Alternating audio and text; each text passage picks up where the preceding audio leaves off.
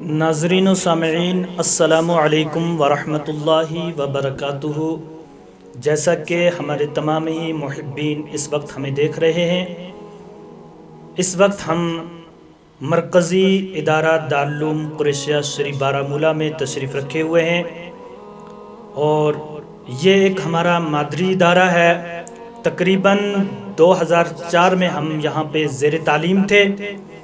الحمدللہ آج یہاں کا دورہ ہوا اور بہت خوشی ہوئی ادارے کی ترقی کو دیکھ کر، اور ادارے کے اندر الحمدللہ کہیں شعبہ جات نئے یہاں پر شروع ہوئے ہیں، تو بہت ہی دیکھ کر خوشی ہوئی۔ جیسا کہ ابھی ہم نے دیکھا کہ کمپیوٹر لیب ہے یہاں پہ، میں کیمرہ مین سے کہوں گا کہ آپ کو دکھائیں، تو یہ ادارے کی ترقی ہے کہ بلکہ حفظ و درس نظامی نہیں بلکہ دوسری تعلیم سے بھی آراستہ کیا جاتا ہے، جیسے میتھ وغیرہ، انگلش وغیرہ، ان تمام علوم سے طلباء کو یہاں سے آراستہ کیا جاتا ہے۔ اور ادارے کے اندر آنے کے بعد میں نے جو ایک بہت ہی بہترین چیز کو دیکھا، ایک اعلیٰ کام جو یہاں کے ایک مدرسین جو قبلہ قاری مزمل صاحب ہیں، انہوں نے اپنے پیارے ہاتھوں سے ایک کلام پاک کو اپنے پیارے ہاتھوں سے تحریر کیا ہے، اور میں اب آپ کے روبرو قاری مزمل صاحب کو کرتا ہوں، اور ہم ان سے پوچھتے ہیں کہ حضرت آپ کو یہ شوق کہاں سے پڑا؟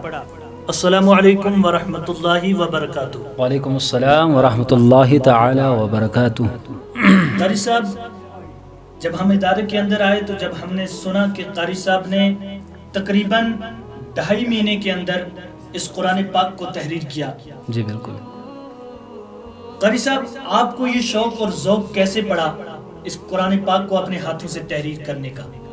ایکچولی بات یہ ہے کہ ایک دن ہم بیٹھے تھے مدرسے کے آفس میں، میں مفتی صاحب اور سید صاحب بھی وہاں تھے، تو مفتی صاحب نے جب میری تحریر دیکھی تو میری سراہنا کی کہ آپ کی تحریر بہت اچھی ہے، تو آپ ایسا کام کرو، آپ قرآن پاک کو لکھو، تحریر کرو آپ۔ تو تب سے مجھے یہ شوق پڑ گیا، تو مفتی صاحب کی کہنے کی وجہ سے میں نے یہ کلام پاک جو ہے تحریر فرمایا۔ کلامی میں آپ سے یہ کہنا چاہتا ہوں کہ یہاں پہ جو مفتی صاحب ہیں ان کا اسم گرامی کیا ہے؟ جی مفتی طارق احمد مصباحی صاحب۔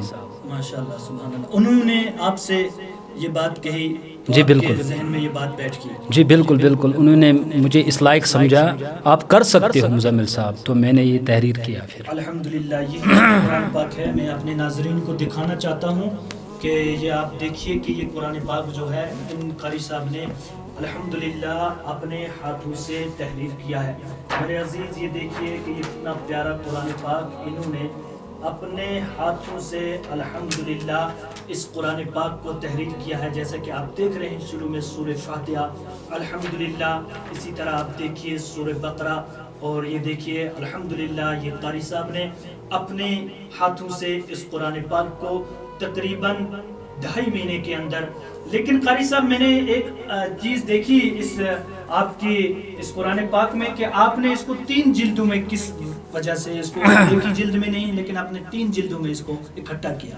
جی دراصل بات یہ ہے قاری صاحب، میں سوچ رہا تھا، میرے دماغ میں آئیڈیا پھر آ گیا میں کلام پاک کو تحریر کروں، لیکن ایک لائن، ایک صفحہ چھوڑوں، اس صفحے میں مجھے انشاءاللہ تعالی، انشاءاللہ العزیز، مجھے ترجمہ بھی لکھنا ہے، اسی لیے میں نے ایک ورقہ چھوڑا ہے، ایک ورقے پہ میں نے لکھا ہے۔ سبحان اللہ۔ میں نے قاری صاحب سے پوچھا کہ آپ نے ایک صفحے کو چھوڑ کر ایک پہ تحریر کیا ہے، تو قاری صاحب کا کہنا ہے، ان کا شوق جو ہے، ان کی محنت کو اللہ تعالیٰ اس سے زیادہ دن دگنی رات چگنی ترقی عطا فرمائے۔